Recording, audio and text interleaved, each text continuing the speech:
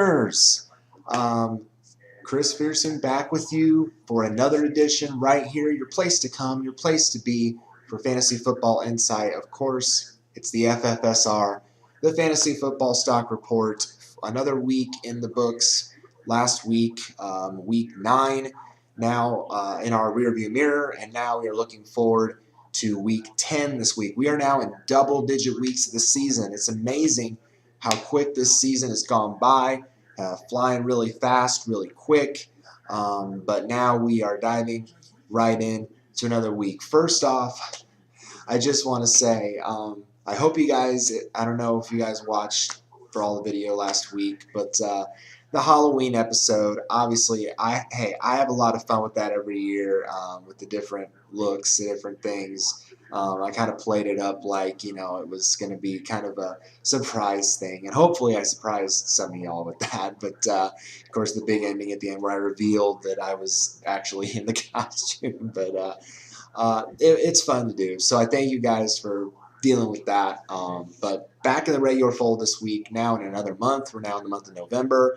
This is now really where teams not only in the real NFL start to make a big-time playoff push, but now in terms of fantasy, if you are either in the playoffs right now or in the playoff hunt, maybe for a wild card spot or something like that, if you're sitting really in those positions right now, if you're just on the outside looking in, you really want to make that push right now for these latter few games, because in most leagues, the regular season ends at week 14, and then the championship, the playoffs will have weeks 15 and 16. So now that we're in these double-digit weeks, it's really time to start finding the guys who are going to come through for us on a weekly basis. The bye weeks will eventually end. There's 4 teams on bye this week, so actually a lot of big teams out there that we won't have this week. Cleveland, you won't have Josh Gordon or Jordan Cameron this week.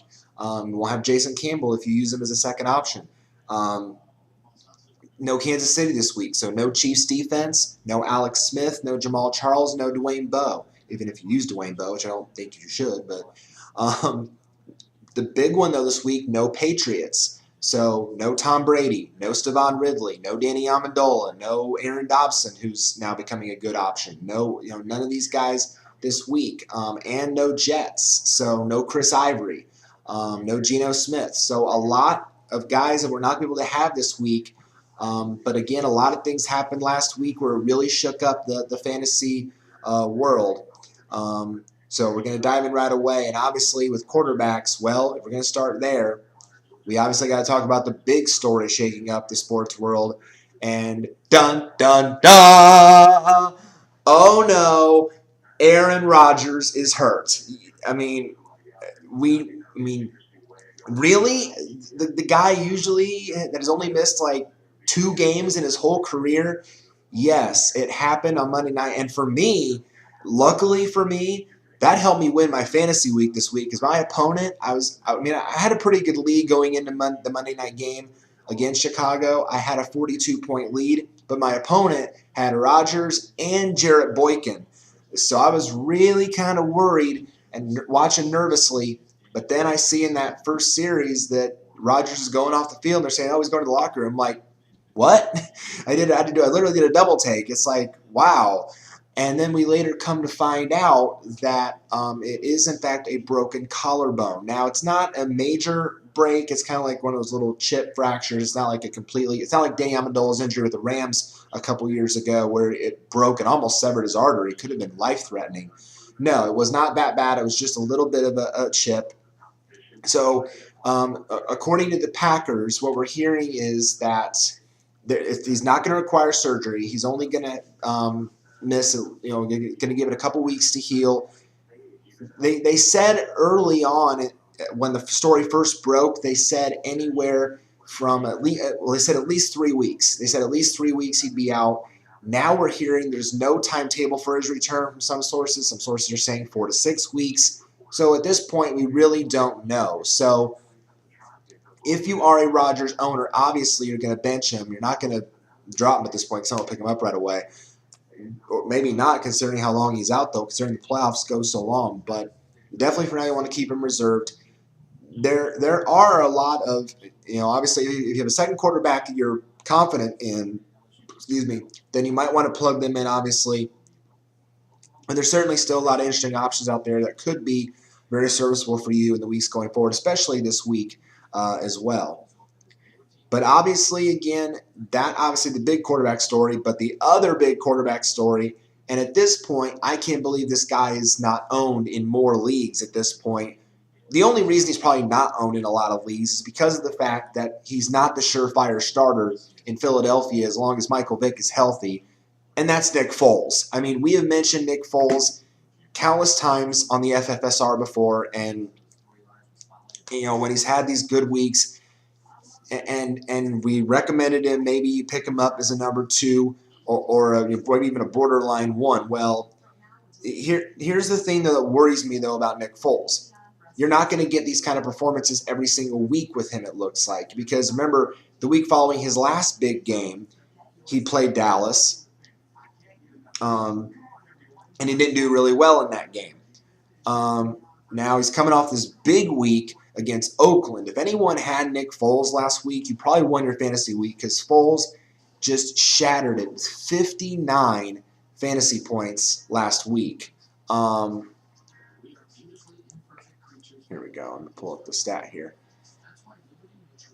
There we go. 59 fantasy points last week. He was 22 of 28, 406 yards, plus the 7 touchdowns. He's only the 7th quarterback in NFL history and the 2nd this season, joining Peyton Manning when he did earlier this season, to pull off that feat. So obviously, huge week for Foles. Completely carved up the Raiders' defense. I certainly did not expect. Now, the Raiders' defense usually had played a heck of a lot better at home than they did on the road. And they had some good performances at home. But not that I did not expect Foles to completely just carve them up like that. And it didn't help the Raiders that Darren McFadden, Mr. Injury himself, got hurt again. And now Rashad Jennings got to come in and fill his shoes. More on that when we talk about running backs. But Nick Foles, if you have him, if you've considered owning him, if he's somehow, by the luckiest circumstance, still out there in your league, if you're not sold on your number 1 quarterback, or if you don't have Tom Brady this week, if you don't have, Campbell or Alex Smith this week, maybe, again, a guy you can put in.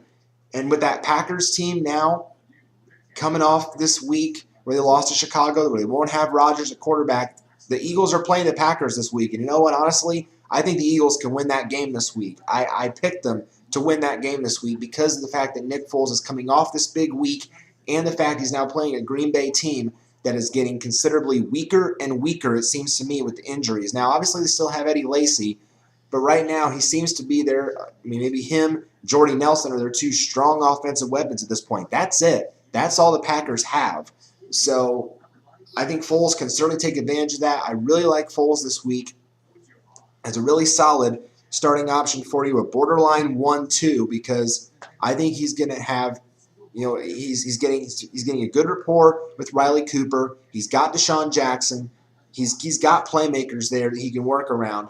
And even if Michael Vick comes back healthy, I think Chip Kelly should do the smart thing and keep Foles the starter for the rest of the year, because you never saw Michael Vick put up these video game-like numbers.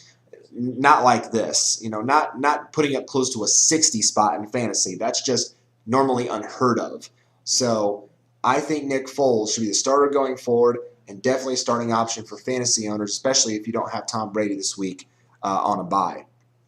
Speaking of Brady, can we say it?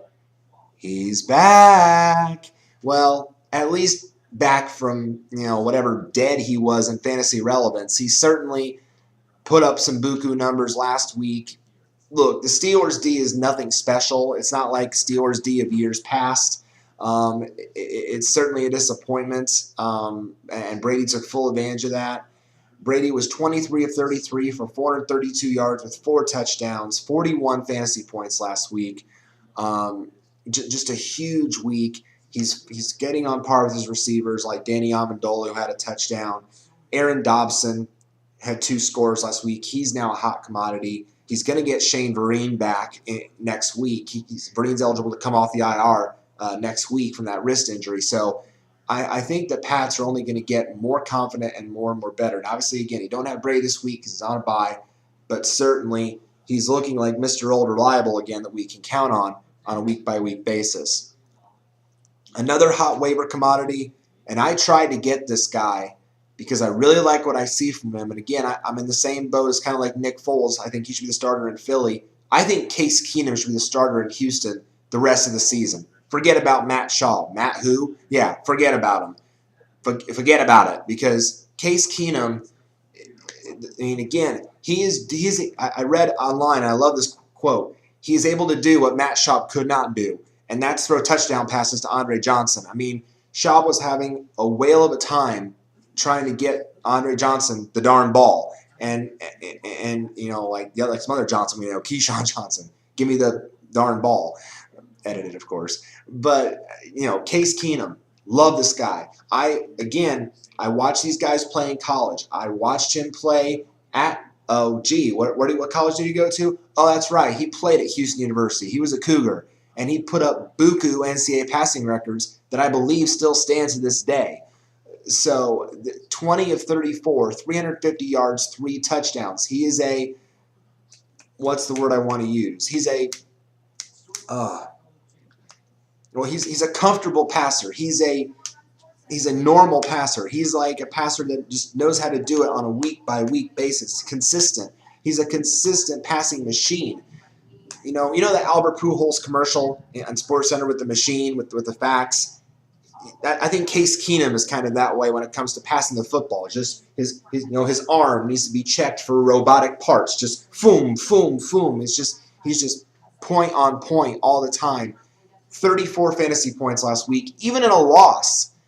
And that even wasn't the biggest story because obviously the biggest story was Gary Kubiak and his health scare, which I hope that he's okay moving forward, along with John Fox of Denver, by the way.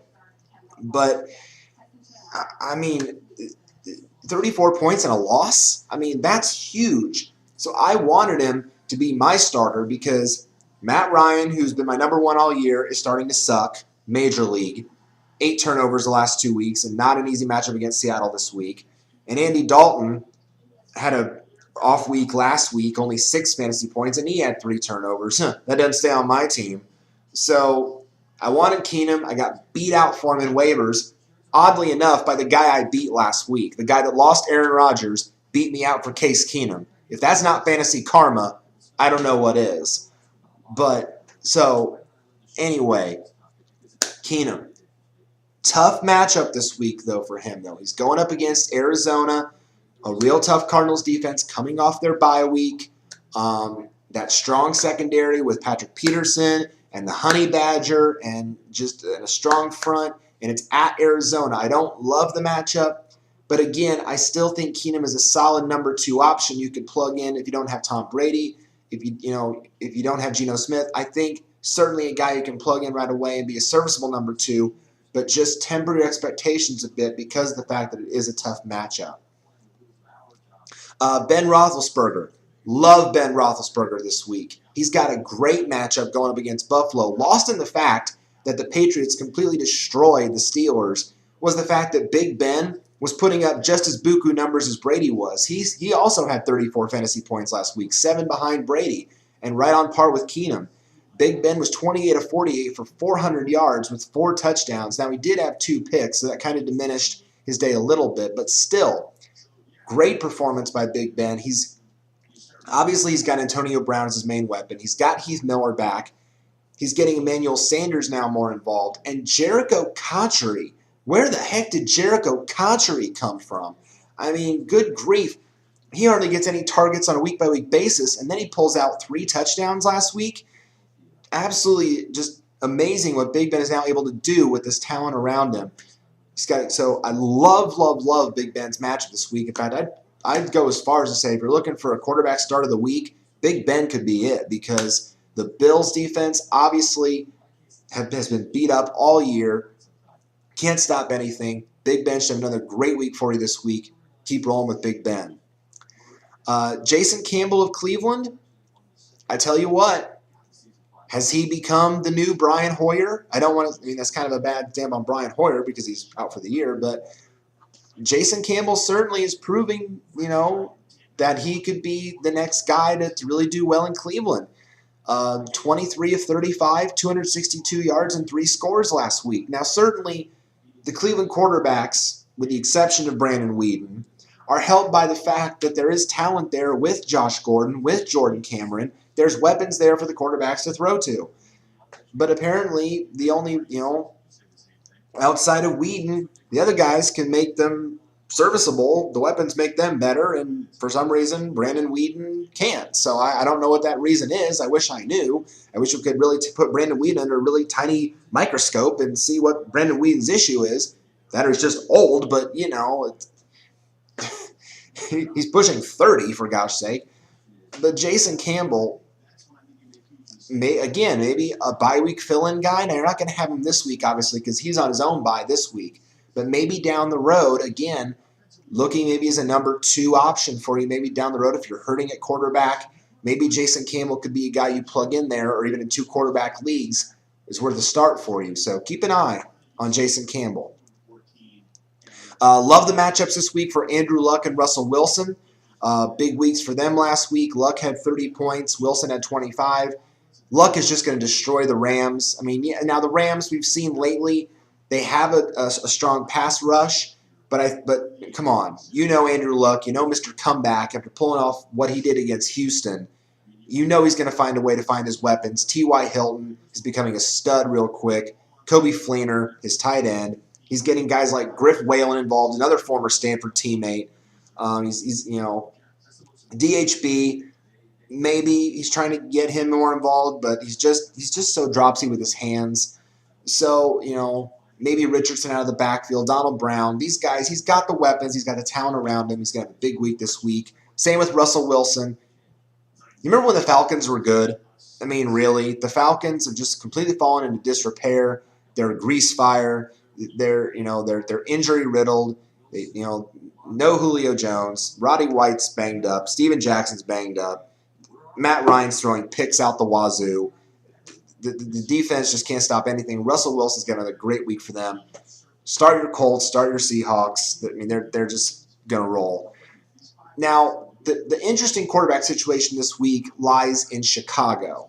And I got actually, surprisingly, I was able to get both these guys off the wire in the event that either one of them starts or doesn't. First, I got Josh McCown. And Josh McCown has filled in very, very nicely and kind of quietly for Jay Cutler. He went Green Bay on Monday night, went 22 of 41 for 272 with 2 scores. Also had a rush for 20 yards. So 24 fantasy points. Not a bad outing for a backup. I mean, really, he did a very nice job filling in for Jay Cutler. But there's been a lot of reports and rumors over the past few days. Cutler at first on the radio, I'm planning to practice this week. I'm planning to play Sunday. I'm planning to be the starting quarterback Sunday when we play Detroit. He's recovering from that torn groin muscle that he had. He's been out now the timetable they said at first was 4 weeks. So he would beat that by a week if he played this week. But then yesterday he went on radio and said, well, I don't want to say right away that I'm going to play this week. I don't want to rush it. If we got a good thing going with Josh, then I'm not going to rush myself back. So there's really a lot of uncertainty there regarding who is going to start for Chicago on Sunday. Now, lucky for me, not only did I was able to get McCown, and I dropped Andy Dalton to do that, but I also found Cutler on the wire, so I was able to get Cutler, and I dropped Shane Vereen for him because I have no use for Vereen this week. Vereen's still hurt. He's not going to be relevant again until week 11, week 12, further out. I'm set at running back, so and I can find a quality running back off the wire in week 12 for Marshawn Lynch. So I think it was a no-brainer move for me. Now I have 2 solid quarterbacks for now, and whoever gets the start, I can start, and I can drop the other guy later on down the line. If Cutler is healthy and gets a start, I can drop McCown for a running back. It all worked out for me. So just monitor that situation, though. If you have either guy, there's a lot of conflicting reports right now.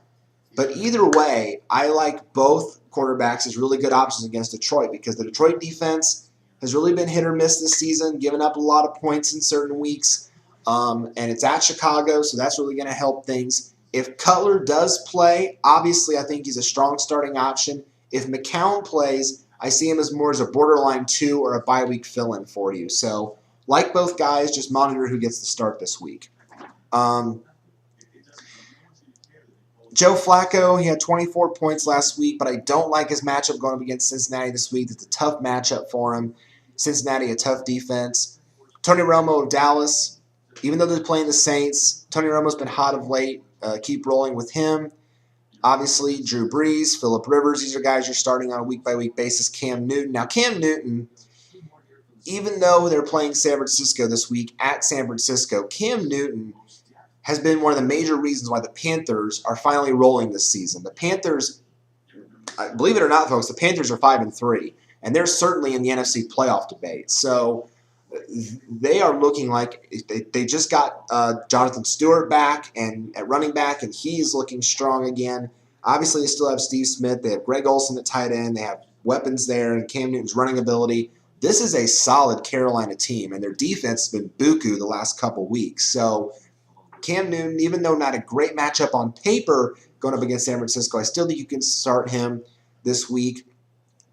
Mike Glennon against Miami. Mike Glennon kind of a sleeper this week because, look, if you guys haven't heard the news, obviously, if you haven't, you're living under a rock. But Miami, right now, the Dolphins, there is a big teal and orange blob distraction over the team right now. I don't know if you've noticed. It's this thing called the Richie Incognito story, this bullying thing about Jonathan Martin. And this whole thing is just swelling over the team like the big electron, the George Carlin skit. Whoa, we're a distraction. Bullying. The coaches knew. They told him to toughen him up. Richie, even though suspended, these vulgar texts, this vulgar voicemail. You get it. It's just this big thing, this big thing that's just hovering over the team. I think it's going to be a huge distraction. In fact, I went as far, and I know this is a big stretch, but I went as far as picking Tampa Bay to beat Miami on Monday night because I just think the Dolphins, A, I think that win over Cincinnati by Miami was a complete fluke, and B, this distraction is going to hurt them. And Tampa Bay is looking stronger of late. Glennon's filling in nicely as a strong quarterback. Mike James had a big breakout week last week, and he still got Vincent Jackson and Tim Wright as a strong tight end. So Tampa's starting to put something together here. So I really think, if you don't have Tom Brady this week on a bye, Mike Glennon could be a nice fill-in guy for you. I hate to say this next one, but Christian Ponder could be serviceable this week as a desperate number 2, number 3, or bye week filler. I really hate to say that, considering you all have heard my thoughts on Christian Ponder, but Minnesota's playing Washington this week, and the Redskins defense, that butter defense, has not been able to stop anything. So maybe a serviceable play there for you. Going forward. Other guys, Terrell Pryor going up against the Giants. That's a tough matchup. I'm not fond of that. And again, after that, a big drop-off. Ryan Tannehill going up against Tampa. It's a good matchup, but more of a number 3 or bye-week fill-in. Don't start Kellen Clemens against the Colts. Buffalo's quarterback situation's a mess. We don't know who's starting, whether it's Toole or Manuel or whatever. Not going to have Geno Smith. Now, Jake Locker of Tennessee, he only had 10 fantasy points last week, but this week, he's going up against Jacksonville. That's a great matchup. I think you can definitely start Jake Locker as a bye-week fill-in for you. RG3 against Minnesota. You'll want to roll with him against the Vikings. Matt Ryan, again, don't start him against Seattle. Bad matchup. Andy Dalton against Baltimore. Coming off the 6-point week, I'm not sure what this means for Dalton going forward. I'm really worried about him, but, who knows. You don't have Alex Smith. Now, Seneca Wallace of Green Bay, according to reports, he is going to remain the starter in Green Bay. Unfortunately, they're not going to call Matt Flynn. They're not going to call anybody else. Everyone in the media was saying, call Matt Flynn. Call Matt Flynn. Right now he's available. Call him. Call him. Call Matt Flynn. Matt Flynn on line 1. Pick up the red courtesy phone. Well, that's not happening. According to Green Bay, Seneca's going to be the guy.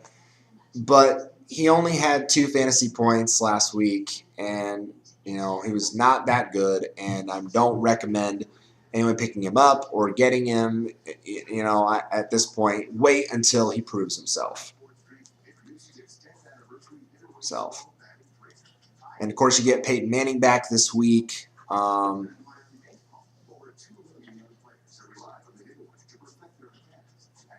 And that's it. Okay, so now that's it for quarterbacks. So moving on now to the running backs. The big story at running back this week. And this may, again, even bolster the Giants' chances of a big-time upswing. They're getting Andre Brown back this week. Andre Brown is back. You guys know he missed a lot of time with that leg injury, but he is back this week, and he is definitely going to probably cement himself as the Giants' lead running back. Now, obviously, there's still a lot of talent in that Giants' backfield. There's still Peyton Hillis. There's still Brandon Jacobs. So it'll be interesting to see if there's a committee going on there or if Brown's going to be the guy. But all signs are pointing to Brown being the guy. So if you took a wait-and-see approach on Andre Brown, if you kept him stashed on your roster and wait for him to come back, or if you decided to take an early flyer on him a couple weeks out for his return, now's the time to get Andre Brown back in your lineup. The Giants have a great matchup this week going up against Oakland. That Raiders defense just got completely carved up by Philly. It's a great matchup this week. I think you could definitely roll with Andre Brown this week. The leading running backs last week, 2 guys again with great matchups this week. Chris Johnson of Tennessee, Zach Stacy of St. Louis. These guys, Chris Johnson, for the most part, we know Chris Johnson has been a major league disappointment. He's complaining about his offensive line not being good in Tennessee. We know this. But they've revamped. He's getting he's getting the bulk of the work now, though Sean Green's still getting intertwined here and there.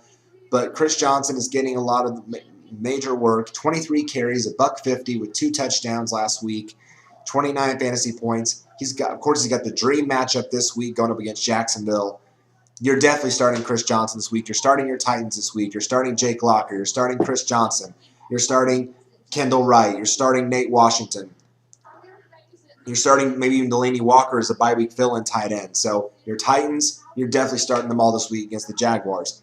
Zach Stacy of the Rams. Like I said about the Rams, Zach Stacy now is pretty much the Rams' only true offensive weapon. At least they found a weapon, because this season has been hard to find one. With Sam Bradford now out with a torn ACL and Kellen Clemens as our quarterback, it diminishes the upside of guys like Tavon Austin and Chris Givens and Austin Pettis and Jared Cook, all their receivers.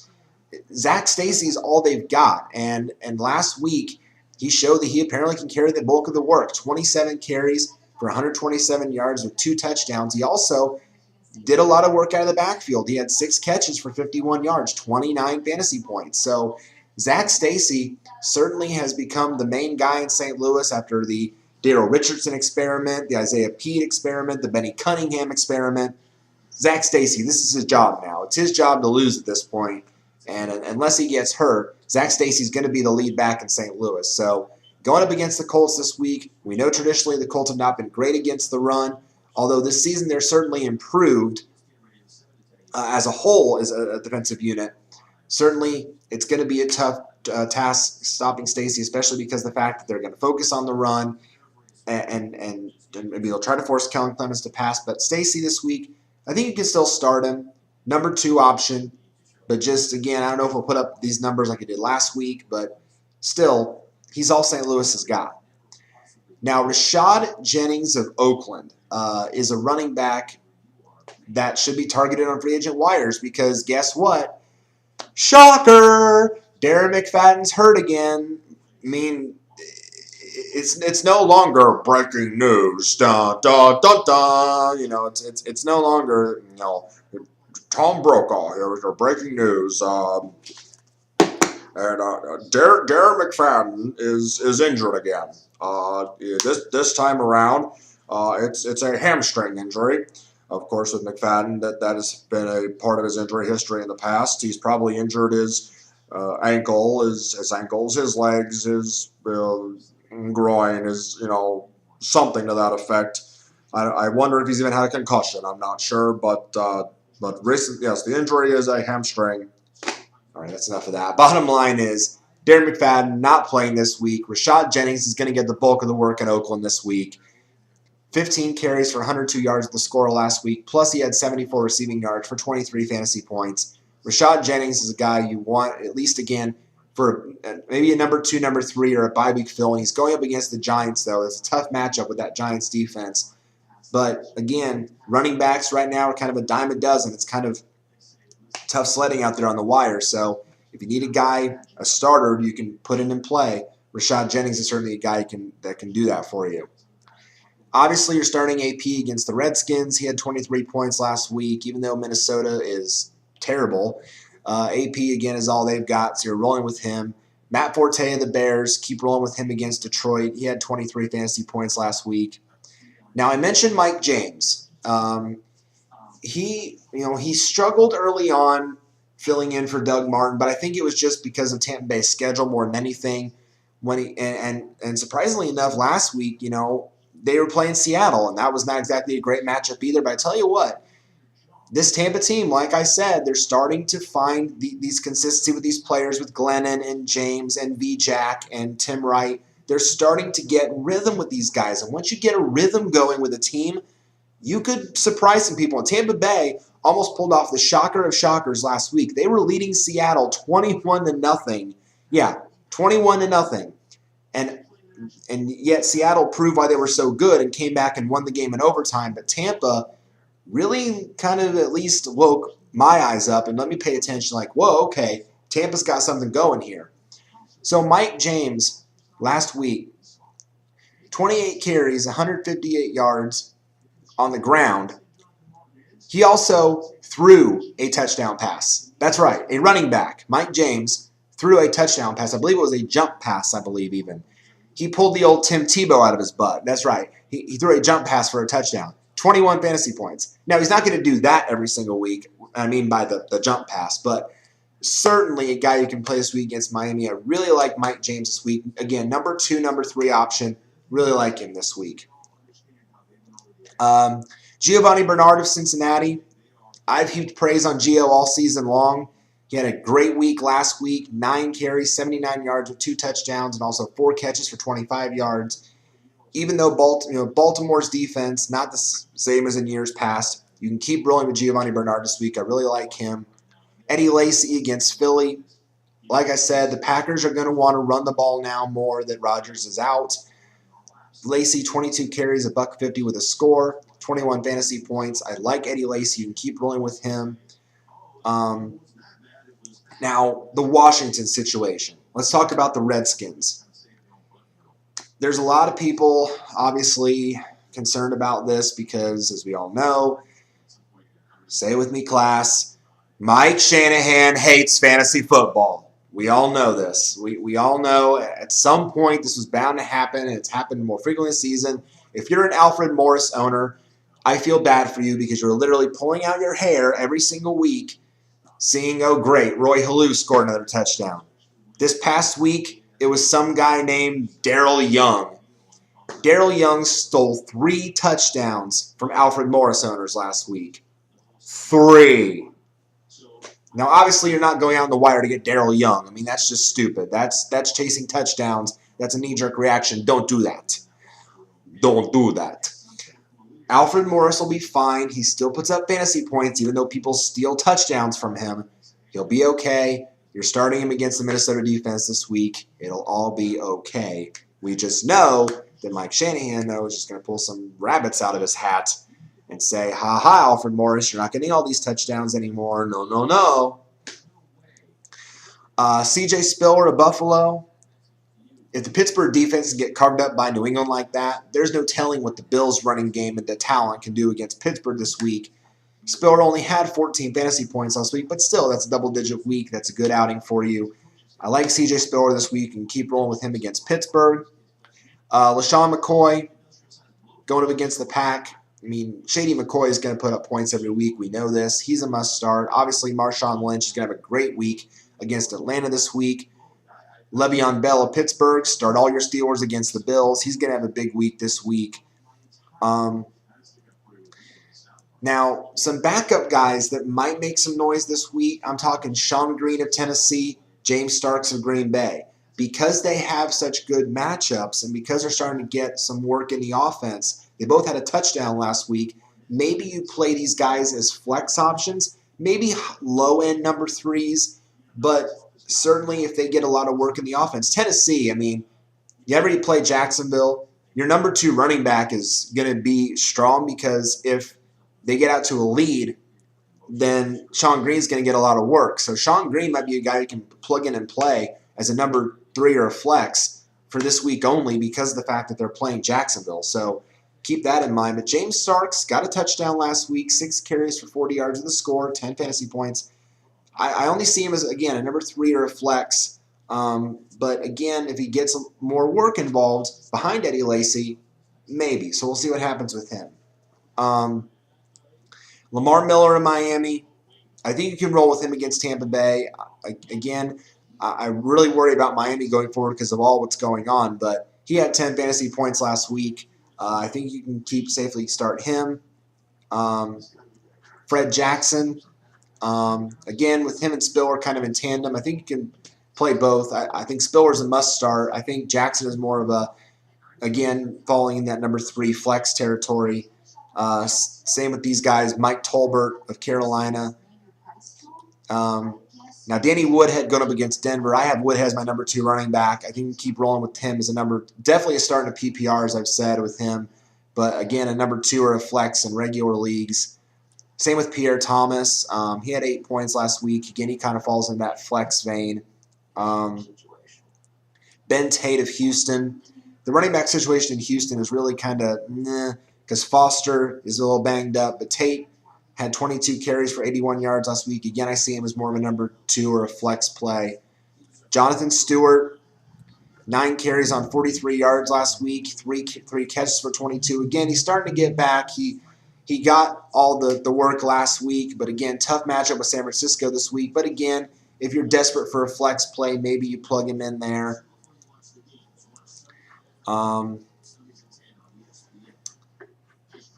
And after that, it's a pretty big drop-off. No one else really relevant after that. Now, Trent Richardson of the Colts, he's been a disappointment all year. Going up against St. Louis, maybe if you're desperate, a desperate number 3 play, I'd say. I'm not fully sold on him. DeMarco Murray of Dallas had a rough week last week, but again, it was his first week back. He had 4 carries for 31 yards. And 6 catches for 19. So he only had 4 fantasy points. But going up against the Saints, I still think you can keep rolling with him. Ryan Matthews had an off week last week, only 7 carries for 34 yards, but you can keep rolling with him against Denver. And Ray Rice, 11 carries for 17 yards and 3 catches for 21. If you can afford to bench Ray Rice, please do. I mean, the explosiveness just hasn't been there this season. Baltimore has just been a mess. I wouldn't roll with him. Okay, that then looks like as far as we'll go. Okay, on to wide receivers. And wideouts, there's a lot of good picks out there for us to choose from on the wideout front. The top wideout last week, Andre Johnson. Well, gee, if you got a quarterback like Case Keenum who can finally make you look good and get you the football, as I said, just give him the darn ball. Just give Andre Johnson the darn ball, okay? He's a playmaker. He's one of Houston's strongest weapons. At least he stays healthy most of the time, which Arian Foster can't. So Case Keenum saw the light. He gave him the ball. He had 9 catches for 229 yards last week and 3 touchdowns. That's 40 fantasy points. That's what you expect from Andre Johnson on a weekly basis. Now, again, the only concern I have with Johnson and Keenum and all these weapons for Houston this week is because they're playing that tough Cardinals defense. If you don't think for a second that Patrick Peterson is going to be zoned in on Andre Johnson the whole game, you're a fool because That's what he's going to be. The Cardinals going to be zoned in on Johnson after this big week last week. But you can't afford to sit Andre Johnson. He's too good of a player to sit. You just can't sit him.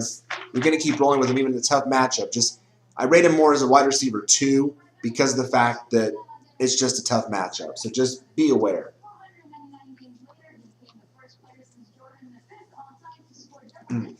Excuse me.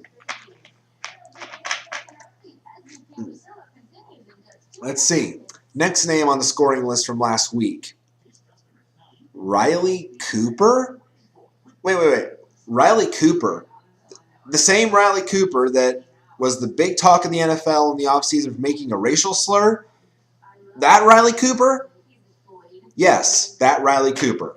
When apparently you have a player like quarterback, again, when you have a quarterback like Nick Foles that's putting up buku fantasy numbers himself with 59 points, and he's developing a rapport with a strong receiver like Riley Cooper, it makes you really look really good. And Riley Cooper, let me tell you, Nick Foles likes throwing to Riley Cooper, clearly.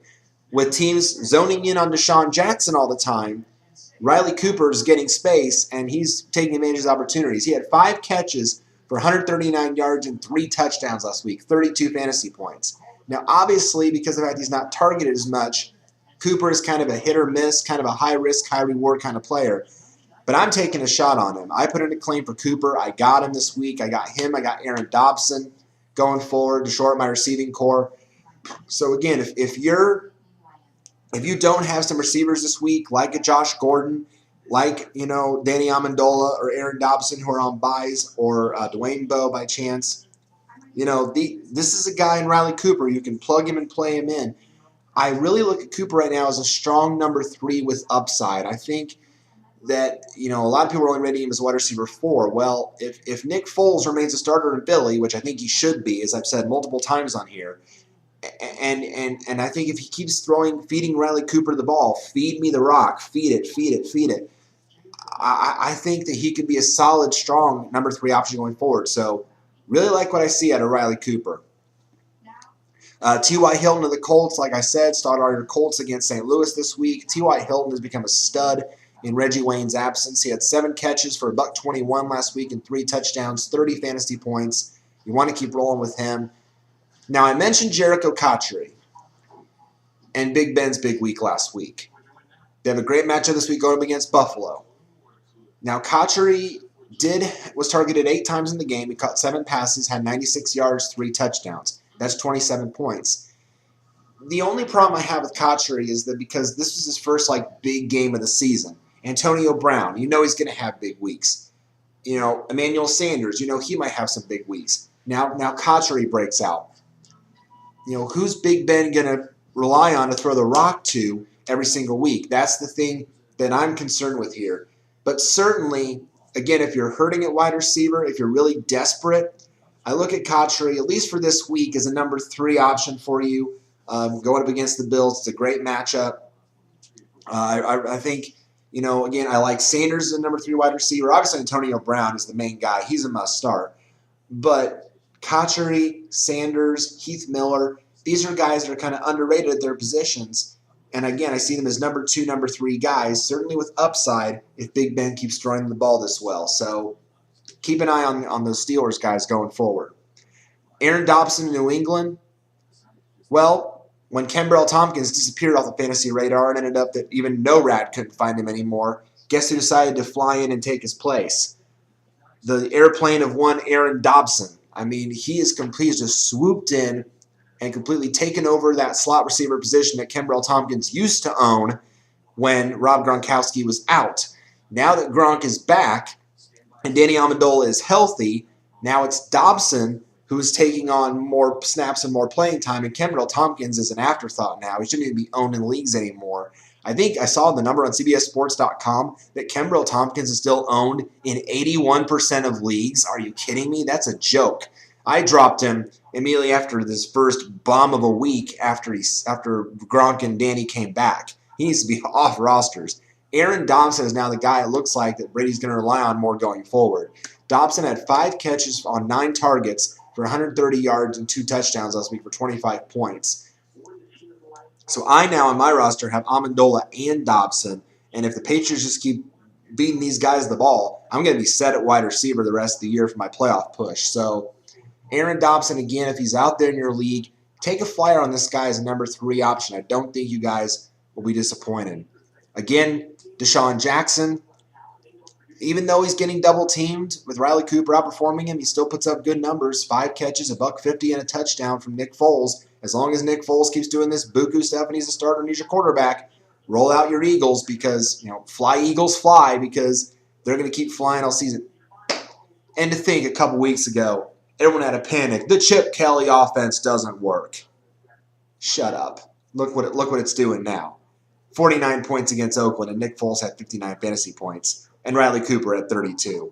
Yeah, those are video game numbers. Shut up, all the haters. Marlon Brown of Baltimore.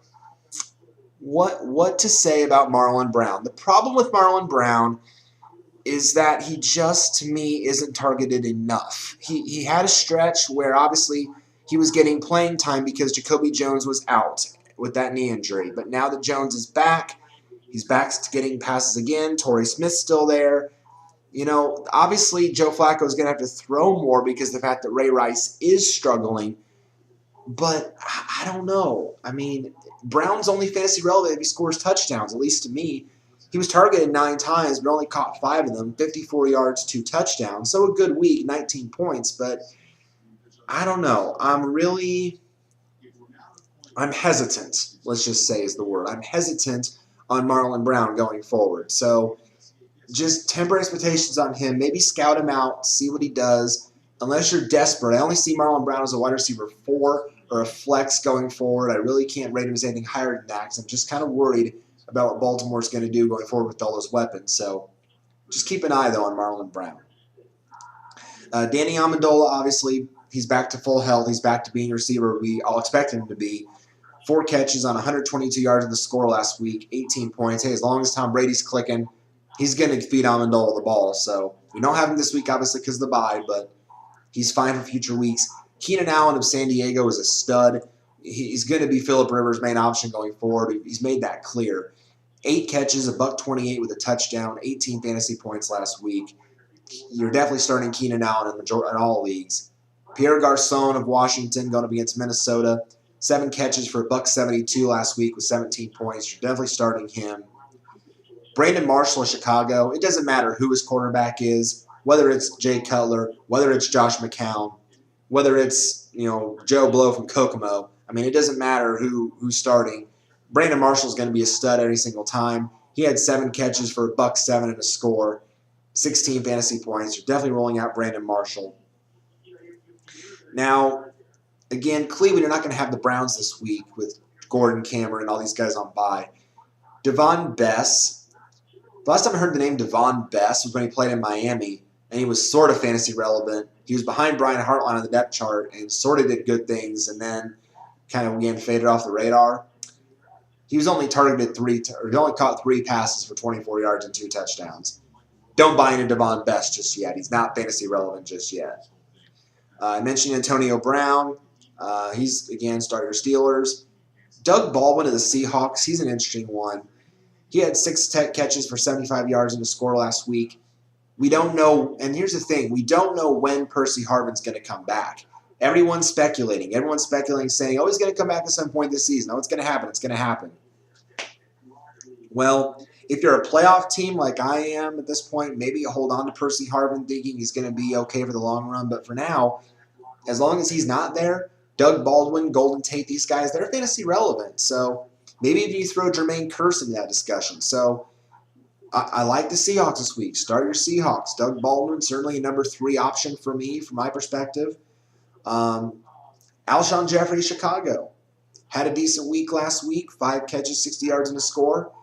Again, I see him more of a number 3 or a flex, but could get a touchdown. Obviously, again, at this point, kind of a big drop off. But A.J. Green, you're definitely starting A.J. Green. He's a must start every single week, regardless of matchup. After that, though, a pretty big drop off.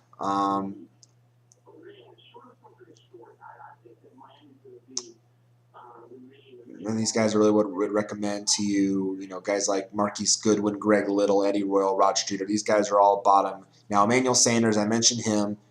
He's a guy you can definitely plug in and play. Jermaine Kearse. Denarius Moore of Oakland, he's starting to get more involved with Pryor. Maybe, again, a desperation number 3 or a flex play. Mike Wallace, Lance Moore, Torrey Smith. These guys, again, more number 3 plays this week. And again, at this point, really drops off. Brandon LaFell, Kendall Wright. Now, Des Bryant. Des Bryant had a rough week last week. Only 6 catches for 64 yards last week. But again, you can't afford to sit Des Bryant. You're still rolling with him. Jordy Nelson, 4 catches on 67 yards last week. But again, the Green Bay receivers, they're going to take a little bit of a hit, obviously, because Rodgers is out. But if Seneca Wallace starts to get more comfortable, then maybe they'll still do well. So for now, I still like Jordy Nelson as a number 2, number 3 option for you. And again, at this point, big drop off. Steve Smith, Greg Jennings, these are more number 2, number 3 plays. Chris Gibbons. After that, none of these guys really fantasy relevant. All right, finishing kick here. We talked tight ends, kickers, and DSTs for you this week. Tight ends. Jimmy Graham, he's a must-start option. He was the number 1 tight end again last week. Who were the top 2? Oh, that's right, Jimmy Graham and Rob Gronkowski. These guys you drafted to be your top tight ends, they showed it last week. Graham had 23 fantasy points. Gronk had 20. And I don't have Gronk this week, of course, he's on the bye. But normally, these guys are number 1 options for you. Jason Witten. Tony Gonzalez. Yes, Matt Ryan is struggling, but you know what? Tony Gonzalez right now is the only reliable weapon in Matt Ryan's offense in Atlanta. He had 6 catches for 81 yards and a score last week. He's still going to get, you can't afford to bench Tony Gonzalez, so you'll keep rolling out with him. Greg Olsen of Carolina, same thing. Tim Wright of Tampa Bay. Again, I talked about the Tampa Bay guys. You can start your Tampa Bay guys this week because I think they're going to do really well against Miami. Interesting name again with Philly. Zach Ertz, the tight end of Philly. 5 catches for 42 yards and a score last week. He did have 10 fantasy points. But again, maybe if he starts to build more of a rapport with Foles, maybe he'll be consistent. But for now, I only see him as a number 2 option. After that, though, again, a pretty big drop-off to guys like Kyle Rudolph, who only does well when he scores touchdowns. He did have a touchdown last week. I think he could get now he does have a foot issue. He has already been ruled out for this week. Okay, so I just said that. I just ruled that. I just saw that. He's already out for this week against Washington, so you won't have Kyle Rudolph this week, so don't start him. Again, big drop after this. Jared Cook, Brent Selleck. Maybe Selleck sneaks in a touchdown here or there. Kobe Fleener. Fleener did have 8 points last week, and I used him because Vernon Davis was on a bye last week. Only 3 catches, 64 yards, and a 2-point conversion, but kind of a hit or miss with Fleener, though, with the Rams this week. Again, maybe a number 2 or a bye week fill-in. Antonio Gates. You can't afford to say Antonio Gates. He's too strong a player. 6 catches, 53 yards. Garrett Graham of Houston had 4 catches for 46 yards last week. Again, maybe more of a number 2 or bye week fill-in this week. Heath Miller. Love Heath Miller this week. You can start him. Jordan Reed of Washington. And after that, again, big drop-off. Tight ends are really thin right now. If you're looking for waiver, they're really, really thin. All right, kickers and DSTs I like this week. Pretty much you'll hear the same names that I mentioned. So again, this week we don't have Nick Folk of the Jets, don't have Gostkowski in New England, don't have Ryan Succop of Kansas City, and we don't have Billy Cundiff of Cleveland, but who would really use him anyway? So the kickers I really like this week.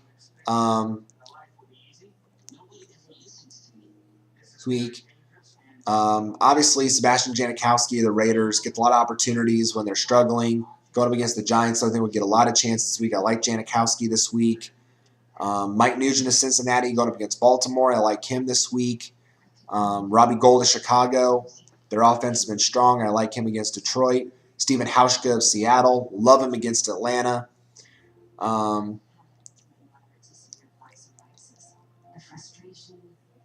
Alex Henry of Philly, with that offense clicking the way it is, I really like him against Green Bay. Adam Vinatieri of the Colts going up against the Rams. Sean Swisham of Pittsburgh against Buffalo. You kind of get a sense now what players are really like with these good matchups. Blair Walsh of Minnesota going up against Washington. Rob Baronis of Tennessee going up against Jacksonville. He's out there in a lot of leagues, so a lot of guys I like from that list.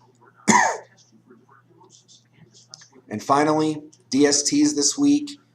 I've already got the Cardinals off the wire this week. They're going up against Houston. I think they'll find a way to shut down Case Keenum. I really like them this week. The Dolphins DST going up against Tampa Bay. Even though I like Tampa in that game, the Dolphins have been hot of late. They had 25 fantasy points last week. Who knows what they're going to do, but maybe a decent plug and play for you. Panthers D has been hot all year, even though they're going up against San Francisco. I still think you can use them as a serviceable option. Eagles D going up against Green Bay. Hi, Seneca Wallace. Bucks D going up against Miami. That's a nice free agent matchup out there on the wire in a lot of leagues. I like them. Titans D going up against Jacksonville. Obviously, dream matchup. Redskins D going up against Redskins D going up against Minnesota. Hi, Christian Ponder. The only thing about them, obviously, is they have Adrian Peterson, so that's the risk you take in playing the Redskins D. Give up all the yards by Peterson, but again, maybe a plug and play option. And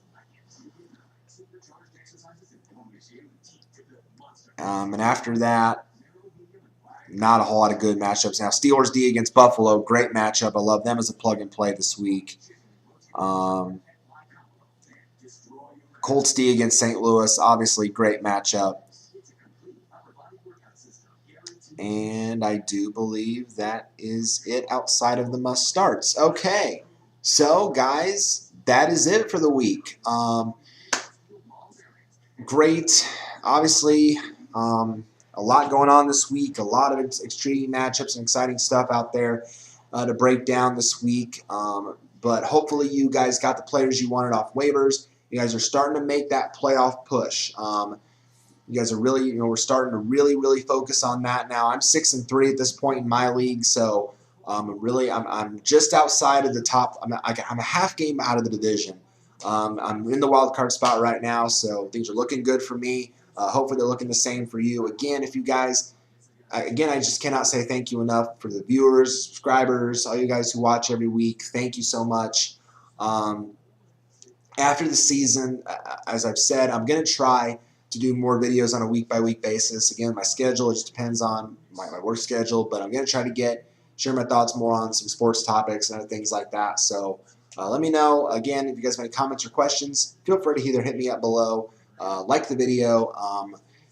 Again, send them to my Gmail. I get alerts through Gmail if you guys send me comments, questions, whatever. So let me know about that.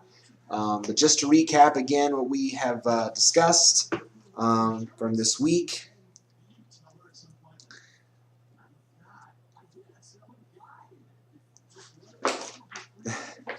Open this up. Here we go. Woo-hoo. Okay. Week 10. This is week 10, of course. This week, you are starting, in all likelihood, I'm saying this, you're starting all your skill players against these teams. These, dream matchups. You're starting all your Colts against the Rams. You're starting all your Titans against the Jags. You're starting definitely AP against Washington. You're starting all your Giants against the Raiders. You're starting all your Eagles against Green Bay, at least in my opinion. You're starting all your Steelers against Buffalo. You're starting all your Seahawks against Atlanta. You're starting all your Bucks against Miami because the Dolphins are a mess. And you're starting all your Titans against Jacksonville. So that's the rundown. Thank you guys again so much for your support. I really appreciate it. Thank you for watching. Thank you for following. And good luck in Week 10 this week. Go get them this week for a win. And we will see you next week when we recap Week 10 and preview Week 11 on another episode of the FFSR, the Fantasy Football Stock Report, your home for fantasy football advice. Thanks, guys. Good luck, and God bless.